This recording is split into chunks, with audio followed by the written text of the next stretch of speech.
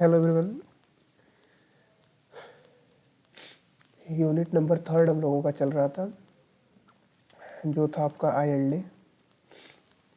उसी को कंटिन्यू में रखते हुए आज हम लोग एक क्वेश्चंस को सॉल्व करने वाले हैं, जो कि आपका 2015-16 में पूछा गया था और ये 10 नंबर में पूछा गया था। तो क्वेश्चंस जो आपके पूछे जाते हैं ऐसे ही क्वेश्चंस होते हैं, मतलब ये है कि पैटर्न ऐसा ही होता है। तो पैटर्न में कुछ चेंज नहीं होगा, थोड़ा मोड़ा लिटिल बिट चेंजेस आ सकते हैं।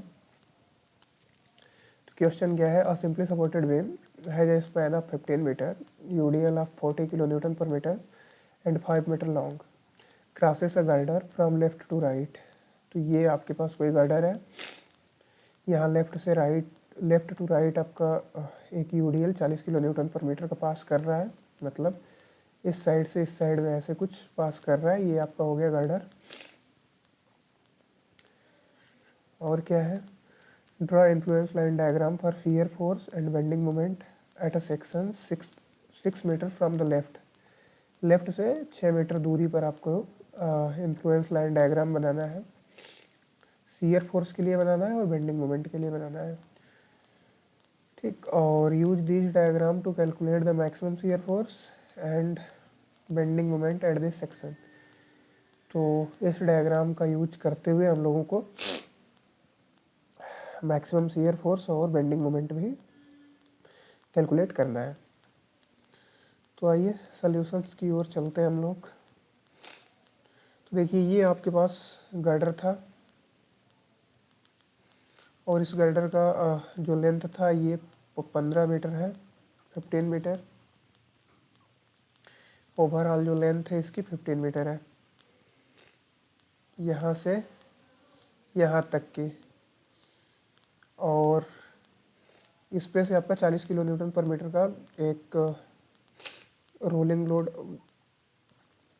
मूव कर रहा है, आपका मूविंग लोड है। और उसी के लिए हम लोगों को शियर फोर्स और बेंडिंग मोमेंट डायग्राम बनाना है। तो देखिए, जैसे नॉर्मल कोई भी बीम होती थी, सिंपली सपोर्टेड बीम, तो उसके लिए हम लोग ILD कैसे ड्रा करते थे? तो ये आपका कुछ इस तरीके से उसका शेप रहता था। और यहाँ जो पॉजिटिव वाले एरिया में है इसको बोलते थे हम लोग B/L, ठीक। जो इसका मैग्नीट्यूड होता था वो B/L। B यहाँ पे आपका 9 मीटर है और L आपका पूरा टोटल 15 मीटर है। तो ये आपका हो गया 9 डिवाइडेड बाई 15, तो ये आपका आ गया 0.6। तो पॉजिटिव साइड वाले में जो मैग्नीट्यूड है वो 0.6 का है, और नेगेटिव साइड वाले में जो मैग्नीट्यूड है वो है आपका 0.4 का। ये क्या है? ये A/L है। ये यहाँ पर हम लोगों के पास है 6 मीटर। 6 मीटर क्यों? क्योंकि हम लोगों को बोल रहा है कि 6 metre left from the point A। तो पॉइंट A से 6 मीटर लेफ्ट पर हम लोगों को ड्रा करना है। तो नॉर्मल ये हो गया ILD आपका शियर फोर्स के लिए। और ILD आपका ड्रा करना हो बेंडिंग मोमेंट के लिए तो वो कैसा होगा? तो वो सपोज करिए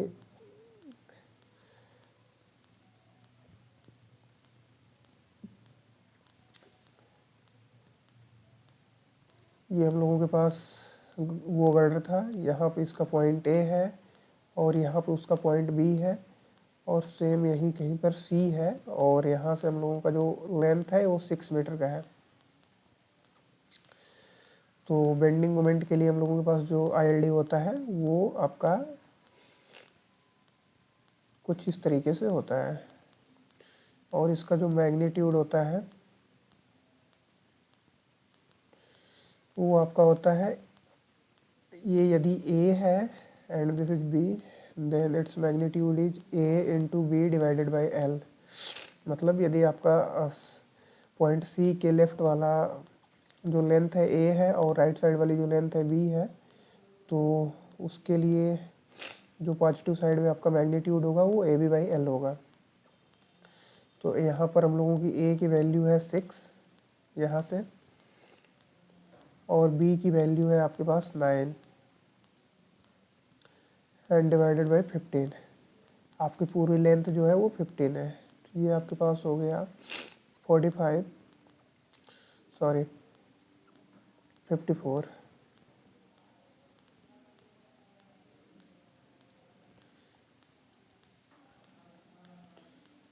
54 डिवाइडेड बाई 15। तो ये कुछ आपके पास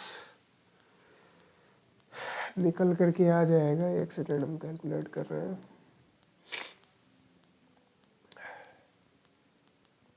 3.6। तो इसका जो मैग्नीट्यूड है वो 3.6 आ गया।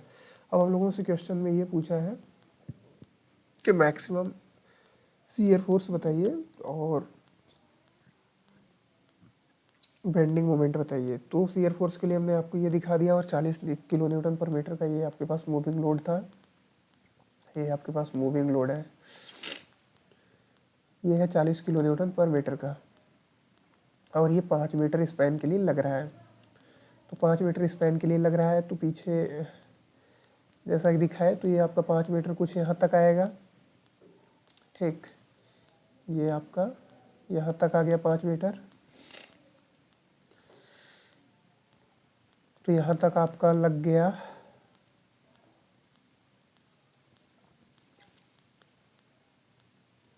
आपका 40 किलो न्यूटन पर मीटर का ये मूविंग लोड 5 मीटर वाले स्पैन पर लग रहा है, 5 मीटर लेंथ तक लग रहा है। ये मैक्सिमम कैलकुलेट करना है, इसलिए हम लोग इसको सेक्शन के राइट साइड में रखें, क्योंकि इधर वाला साइड जो है ये आपका पॉजिटिव है और इधर वाला आपका जो साइड है ये निगेटिव है। तो एक बार हम लोग पॉजिटिव वाले में मैक्सिमम चेक कर लेंगे, एक बार निगेटिव वाले में मैक्सिमम चेक कर लेंगे। तो इसका देखिए हम लोगों के पास है ही मैग्नीट्यूड, ये है आपका 0.6, और इस सेक्शन का हम लोगों को नहीं पता है कितना होगा। तो इसके लिए आप या तो सिमिलर ट्रायंगल एंगल लगा सकते हैं, या फिर यहाँ पे आप देखें ये हो गया आपके पास थीटा। तो tan थीटा इक्वल टू आप ले लें x divided by 4 equal to 0.6 divided by 9 metre. तो ये आपके पास x की वैल्यू आ जाएगी 0.6 इंटू 4 डिवाइडेड बाई 9। तो ये आएगा ये आपकी 0.6 इंटू 4 डिवाइडेड बाई 9, 0.2666। अब हम लोगों को निकालना है मैक्सिमम शियर फोर्स। तो होता क्या है, ये जो आपके पास एरिया था,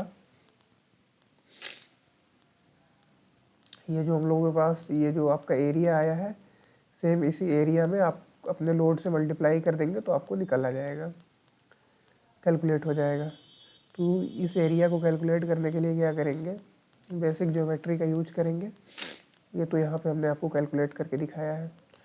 जो 0.666 हम लोग पीछे 0.266 जो पीछे हम लोग कैलकुलेट किए हैं, तो उसका एरिया ये ट्रेपोजाइडल है बेसिकली। यदि आप देखें तो कुछ ऐसे है। तो इसका एरिया क्या होगा, ये वाली लेंथ प्लस ये वाली लेंथ, मतलब जो दोनों साइड्स है, साइड्स का सम करके उसका हाफ कर दीजिए और साथ ही साथ इसके लेंथ में मल्टीप्लाई कर दीजिए। तो ये हो गया आपके पास 0.6 प्लस 0.266 डिवाइडेड बाई 2 इंटू 5, और 40 आपका था लोड। तो आपके पास आ गया 86.6 किलो न्यूटन।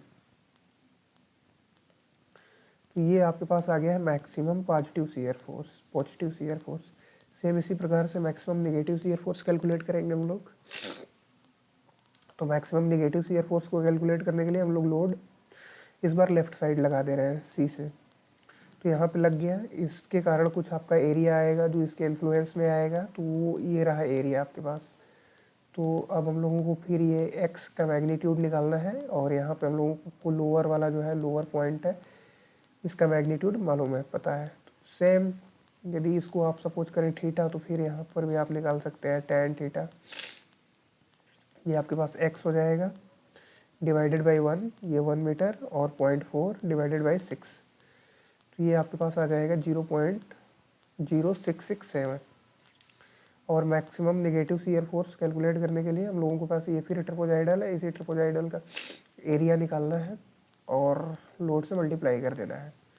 तो सेम ये आपके पास हो गया, ये वाला आपका इस साइड का जो कॉर्ड है, ये हो गया आपके पास, पेन चल क्यों नहीं रही भाई, हाँ ये हो गया। और ये इन दोनों का हम लोग दोनों को सम करेंगे, डिवाइडेड बाई 2 कर देंगे, तो ये दोनों का सम हो गया। और ये आपके पास डिवाइड भी हो गया, डिवाइडेड बाई 2 इंटू 5 मीटर ये आपका था, इंटू 40 आपका लोड था।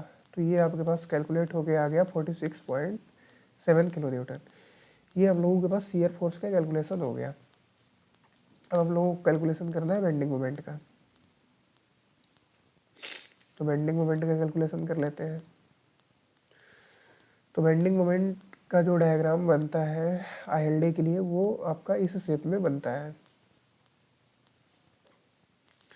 ये हम आपके साथ पीछे डिस्कस कर चुके हैं। तो इस शेप में आपके पास बन गया।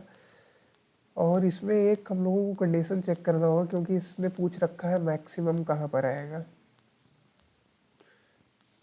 तो जस्ट वेट। तो देखिए condition for maximum bending moment, इसके लिए क्या, यदि यहाँ से आप सपोज करें ये वो आपके पास जो पॉइंट सी था, पॉइंट सी के राइट साइड में यदि हम लोग लेंथ को जेड एज्यूम कर लें, और जो 5 मीटर का आपके पास मूविंग लोड लग रहा था, इसकी यदि लेंथ हम लोग एल एज्यूम करके चले और पूरी लेंथ को कैपिटल एल, तो मैक्सिमम आपके पास जो बेंडिंग मोमेंट आएगा, मैक्सिमम बेंडिंग मोमेंट वो आपका आएगा किस पॉइंट पर आएगा उसके लिए। तो जेड इक्वल टू आपके पास है small L by capital L into B. B आपका ये वाला एरिया, ये ए हो गया, ये बी हो गया। तो यदि इसको आप देखेंगे तो एल हम लोगों के पास 5 मीटर पर था, और कैपिटल एल ये 15, और बी हम लोगों के पास 9 मीटर है, तो ये आपके पास हो गया 9। तो ये जेड आपका कैलकुलेट होकर आ जाएगा 3 मीटर। तो अब हम लोगों के पास पॉइंट सी से 3 मीटर, यानी ये वाला जो एरिया है,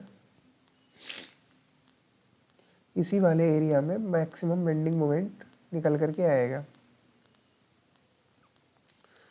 तो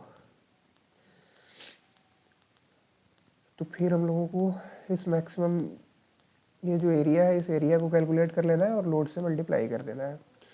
तो इसके लिए फिर हम लोग ये जो आपके पास x1 आई है इसको कैलकुलेट कर लेंगे, सेम वही पीछे वाला प्रोसीजर लगाएंगे। तो ये हो गया x1/6 और 3.6 डिवाइडेड बाई 9। तो ये x1 की वैल्यू आ गई आपके पास 2.4 और x2 की वैल्यू भी आ गई 2.4। तो अब इसका एरिया कैलकुलेट करना है। तो ये आपके पास हो गया 3.6। दोनों को 2 बार में ले लीजिए, जैसे इतने वाले एरिया को एक बार में कैलकुलेट करिए और इतने वाले एरिया को एक दूसरी बार में कैलकुलेट करिए। ये जो एरिया है, तो आपके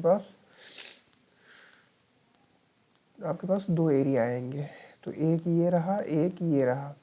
सेम कैलकुलेट करने का प्रोसीजर वही है, लोड से मल्टीप्लाई कर देंगे। तो ये आपके पास आ जाएगा 600 किलो न्यूटन मीटर। तो ऐसे ही करते हैं कैलकुलेट। तो अब हम लोगों का यूनिट नंबर जो 3rd था वो यहीं पे एंड हुआ। तो यूनिट नंबर 3rd को हम लोग कंप्लीट कर लिए हैं। और जो क्वेश्चंस आएंगे वो जिस प्रकार जो पैटर्न हमने करा रखा है सेम इसी पैटर्न पर आएंगे। यदि फिर भी आपको कोई डाउट आ रहा है तो आप इस नंबर पे मैसेज करें।